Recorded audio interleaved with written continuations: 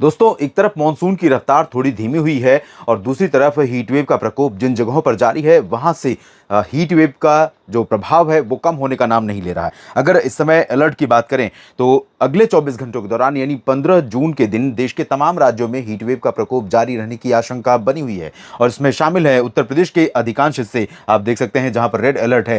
साथ ही साथ उत्तराखंड, पंजाब, हरियाणा, चंडीगढ़, दिल्ली, बिहार, झारखंड और पूर्वी मध्य प्रदेश और यहां तक कि छत्तीसगढ़ और पश्चिम बंगाल के गंगेय क्षेत्रों में भी येलो अलर्ट हीट वेव का रहेगा। इसके अलावा अगले दिन की बात करें यानी 16 जून की, तो यहां पर भी मेट डिपार्टमेंट की तरफ से अलर्ट जारी किया गया है और उत्तर प्रदेश में लगातार एक्सट्रीमली सीवियर हीट वेव का प्रकोप दिखाई पड़ रहा है। 13 जून से शुरू हुआ, 12 जून से शुरू हुआ, 12, 13, 14, 15 और 16, उसके बाद अब 16 जून को भी बना रहेगा। इसके अलावा पंजाब, हरियाणा में ऑरेंज अलर्ट रहेगा, जम्मू कश्मीर, हिमाचल, उत्तराखंड में येलो अलर्ट और पूर्वी मध्य प्रदेश तथा बिहार में, झारखंड में येलो अलर्ट रहेगा हीटवेव का 16 जून को। 17 जून की स्थिति आप देख सकते हैं। 17 जून को बिहार के क्षेत्रों में थोड़ी सी राहत मिलेगी क्योंकि यहां पर पूर्वी हवाओं का प्रभाव बढ़ने वाला है। एक ट्रफ बनी हुई है उत्तर प्रदेश से मेघालय के बीच में, जिसके ऊपर अब आर्द्रता वाली हवाएं धीरे धीरे बढ़ती हुई नजर आ रही हैं। लेकिन पंजाब, हरियाणा, दिल्ली और जम्मू कश्मीर, हिमाचल तथा चंडीगढ़ और राजस्थान के पश्चिमी क्षेत्रों, इन सभी भागों में गर्मी का प्रकोप लगातार रहेगा। उत्तर प्रदेश सबसे ज्यादा प्रभावित होगा 17 जून को भी। 18 जून की स्थिति आप देखें तो 18 जून को यहां पर बिहार से हट जाएगा, इधर पूर्वी और मध्य भारत से हीट वेव का अलर्ट हट जाएगा और उत्तर प्रदेश के पूर्वी भागों में 18 जून को येलो की जगह, रेड की जगह पर ऑरेंज अलर्ट है। यानी थोड़ा सा हीट वेव का प्रकोप कम होता हुआ नजर आ रहा है 18 जून से। हालांकि इसके पहले ही पूर्वी उत्तर प्रदेश के भागों में बरसात शुरू हो सकती है, बादल आने शुरू हो सकते हैं। पश्चिमी उत्तर प्रदेश में रेड अलर्ट उस दौरान भी बना रहेगा 18 जून को भी। पंजाब, हरियाणा में भी ऑरेंज अलर्ट रहेगा, येलो अलर्ट जारी रहेगा लगातार पश्चिमी राजस्थान के भागों में। और अब तक मानसून की जो प्रोग्रेस है वही है जहां पर 10 जून को आगे बढ़ा था। 10 जून के बाद इसकी प्रगति नहीं हुई है। महाराष्ट्र में जलगांव और इधर परभणी से होते हुए, विदर्भ में परभणी से होते हुए गुजर रही है ये लाइन और नवसारी में, गुजरात में दक्षिण पूर्वी रीजन पर बनी हुई है। सुकमा और बीजापुर में, छत्तीसगढ़ में, मलकानगिरी और इधर विजयनगरम में और यहाँ पर इस्लामपुर में बनी हुई है। इसमें कोई प्रोग्रेस नहीं हुई है। आज 14 जून है और अब तक अगर देखें तो 15 जून की जो लाइन है, 15 जून की ये वाली लाइन है, आप देखिए ये वाली, तो 15 जून तक पूर्वी उत्तर प्रदेश, झारखंड और पश्चिम बंगाल, उड़ीसा, छत्तीसगढ़, ये विदर्भ का रीजन, महाराष्ट्र, मध्य प्रदेश का ये रीजन, दक्षिणी हिस्सा, इन भागों पर 15 जून यानी कल तक मानसून नहीं पहुंचने वाला है। ये लगभग तय है। हालांकि प्रोग्रेस होने वाली है जल्दी ही इधर भी और इस तरफ भी, लेकिन 15 जून से पिछड़ जाएगा ये। अभी तक जो रफ्तार इसने पकड़ी थी, जो पेस पकड़ी थी, उसमें अब ये कहीं ना कहीं थोड़ा सा लड़खड़ाता हुआ नजर आ रहा है। लेकिन ज़्यादा अभी हैरान और परेशान होने की ज़रूरत नहीं है क्योंकि सिचुएशन बदलने वाली है जल्दी ही और इस बार मानसून अच्छी बरसात देगा ऐसी संभावनाएं हैं।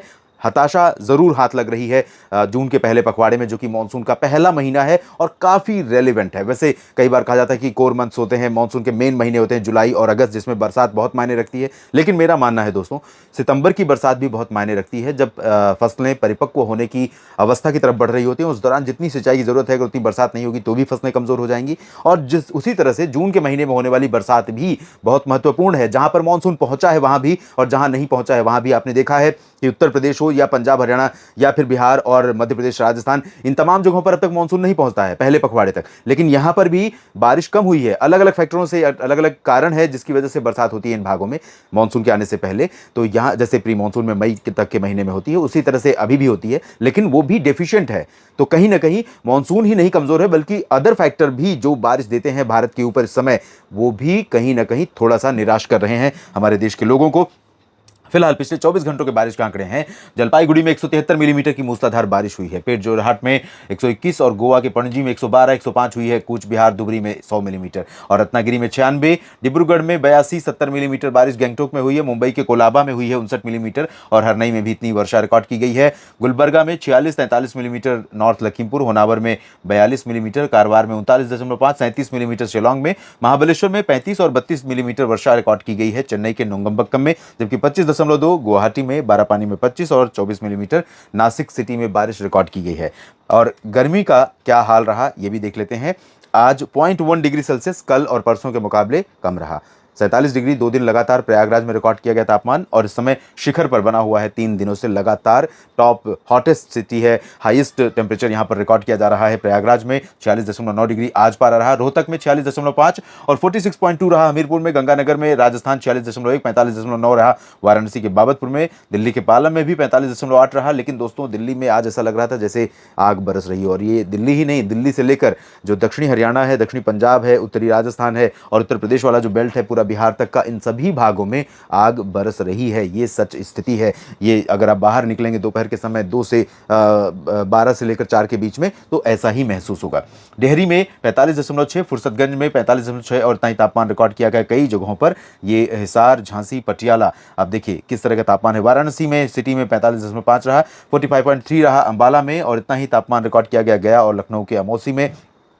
अलीगढ़ में 45.2 और सिमिलर टेम्परेचर अमृतसर, बहराइच, डाल्टनगंज और कानपुर में रिकॉर्ड किया गया। तो 20 शहर ऐसे हैं जहां पर 45 डिग्री सेल्सियस से ज़्यादा तापमान रहा है, और इसमें ज़्यादातर जगहें अगर आप ढूंढेंगे तो उत्तर प्रदेश की नज़र आएंगी। उसके अलावा झारखंड भी है, और साथ ही साथ पंजाब भी है, हरियाणा भी है, दिल्ली भी है और आसपास के क्षेत्र भी हैं। और अब देख लेते हैं क्या स्थिति लग रही है आने वाले समय में बारिश की।